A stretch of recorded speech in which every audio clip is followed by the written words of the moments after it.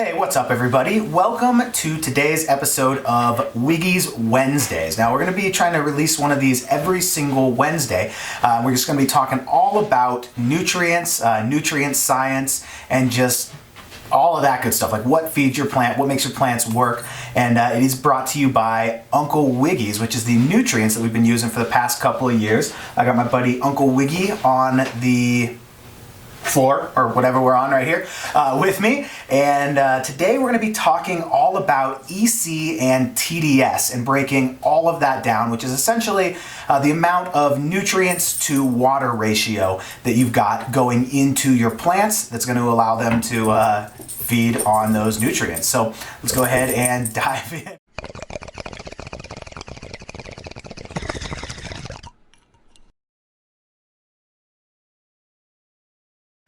All right, so what we want to talk about today, like I just mentioned, is EC and TDS. And EC stands for electric conductivity, right? And TDS is total dissolved solids. Now, essentially they do both measure the same thing, but they are slightly different, only not really that different.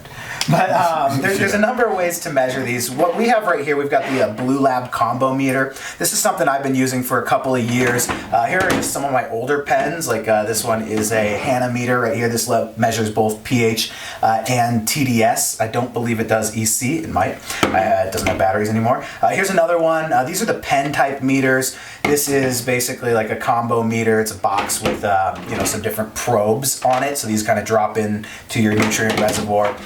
And these different pens, you can kind of like dip them in and check your readings there. They also make just pH testers as well, which basically, like I said, just tests pH. It doesn't test EC or TDS. So we're not really talking about these, but I did want to kind of show this. And these are just some of the different types. There are a lot of different kinds of meters that you can use. And ultimately, they're all going to read pretty similar as far as EC goes, but TDS is what makes the difference. So, I'm going to turn it over to Uncle Wiggy real quick and just kind of talk about what the difference between TDS and EC is, and then we'll get into the different scales and all that as well. Cool. Well, it's pretty basic. EC does stand for electrical conductivity, and there's two probes on these meters. There's like two pieces of metal here. And they pass an electrical current between the two, and that basically just tests how much salts are in the water. Pure water, like RO, is an electrical insulator, so no electricity passes between the probes, but the more salts that you add, the more electricity passes between them. So EC is pretty straightforward. TDS is where it gets a little complicated. So TDS stands for total dissolved solids, and it basically operates the same way. There's two probes that pass electricity between the two, and it gets confusing though because TDS runs the EC reading through one of two or maybe three conversion formulas. The most common for growers is the 500 scale and the 700 scale. And it doesn't really matter which one you use, you just have to know which one your pen reads in and make sure that you're calibrating that to your chart that you're using for your feeding scale.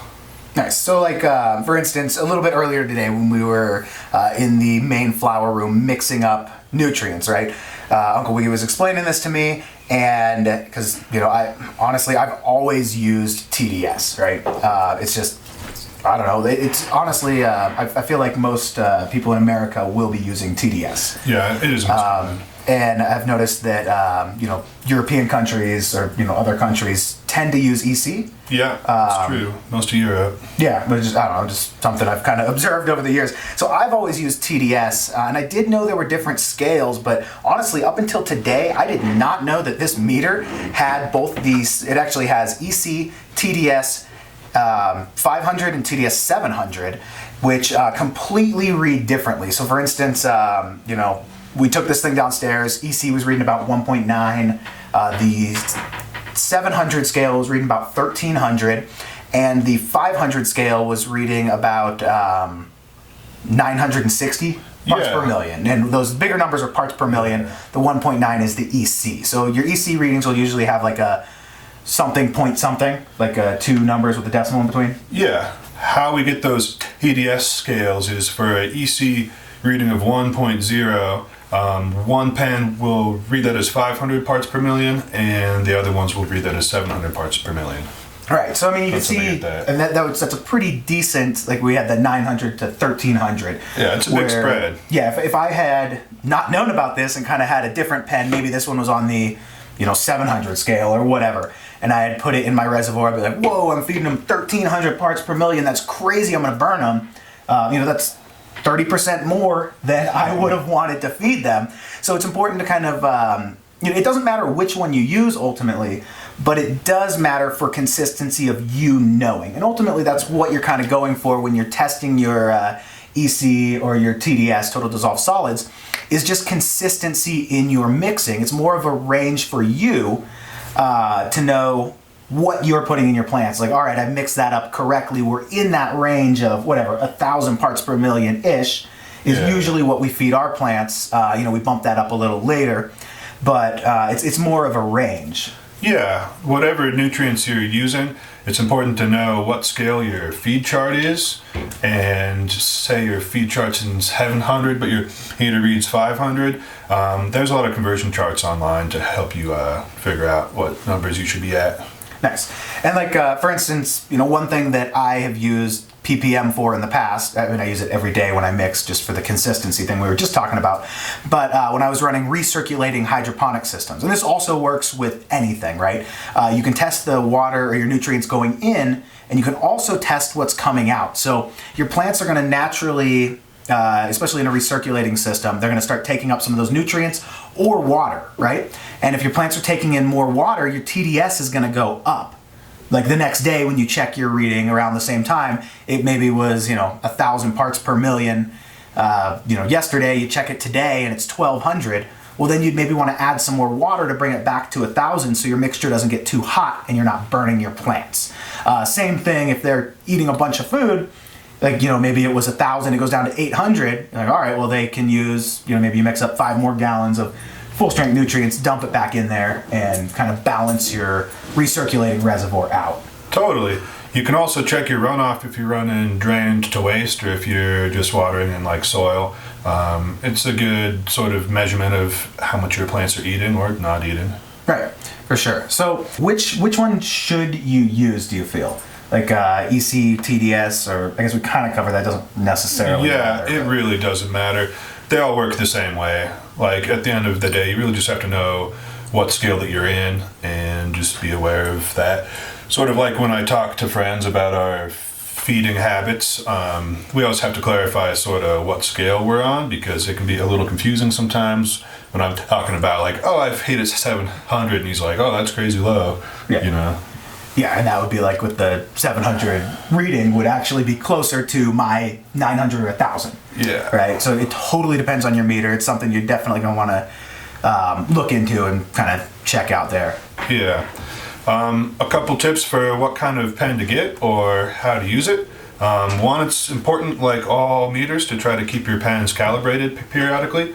So, again, just grab some calibration fluid and be aware of what scale that fluid's on and what your pen is. You might have to use a conversion chart to calibrate it, but it's important to keep your gear calibrated. And then another tip is some of the cheaper pens don't have temperature reading in it. And it's kind of important that you get one that does have a temperature reading because those generally auto-calibrate for temperature. Right, and I've noticed that before, and I've actually read quite a bit about that, whereas if your water's like a little too warm or colder, when you calibrate your TDS meter, your EC meter, it needs to be, like, you're supposed to calibrate with the fluid at a certain temperature, or the liquid at a certain temperature, because it reads differently based on the temperature in the water. Definitely. But if you do have a pen that does read temperature as well, those often sort of auto-calibrate a bit, so they're more stable. Yeah, like this one also, like pretty much all of these read temperature except for this just pH meter, which also does not read TDS or EC anyway, so doesn't really matter there, right? Yeah. So, something that we were talking about a little bit earlier was, we actually noticed this when we were mixing, as part of Uncle Wiggy's feed schedule has some organic components to it. We have the other video on which order you should mix your nutrients. If you haven't checked that out, definitely check that video out. We kind of talk about mixing the organic and the CalMag and things like that. Well, when you mix your organic nutrients in there, it's not necessarily going to pick most of those up, correct?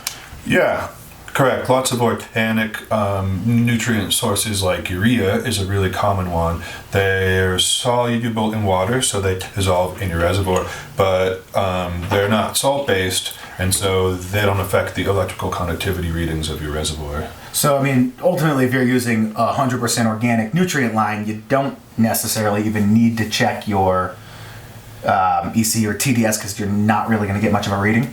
Yeah, that's true. It won't tell you much. Cool. Yeah, so it's mostly for like salt-based things like that. Yeah. Right. So it won't read like humic acids or things like that either. Or will it? Yeah, it reads those a little bit, but not nearly as accurately as if they were salt-based. Some acids do have a bit of an effect, but it's pretty minimal. Another thing that these EC and TDS meters won't tell you is the nutrient composition of your water. So it'll tell you like how much fertilizer's in there in general, but it won't tell you how much nitrogen or potassium there is. Right, that makes sense. And that's kind of what the 3 numbers on the front of your nutrient bottles will give you a little bit better of an idea there. But I mean, any solid nutrient company will have those ratios pretty dialed in, so you don't necessarily need to worry about the different compositions as long as you're following like, hey, this is for veg, this is for bloom kind of thing. Yeah, it shouldn't really matter. Cool.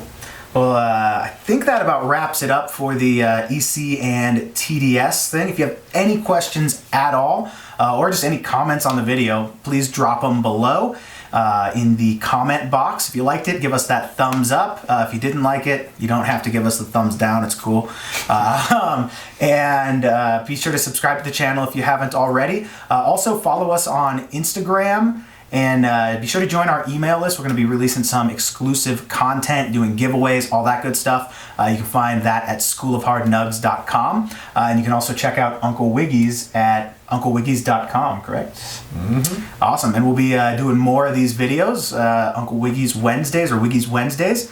And we'll see you next Wednesday. Thanks for watching. Bye for now.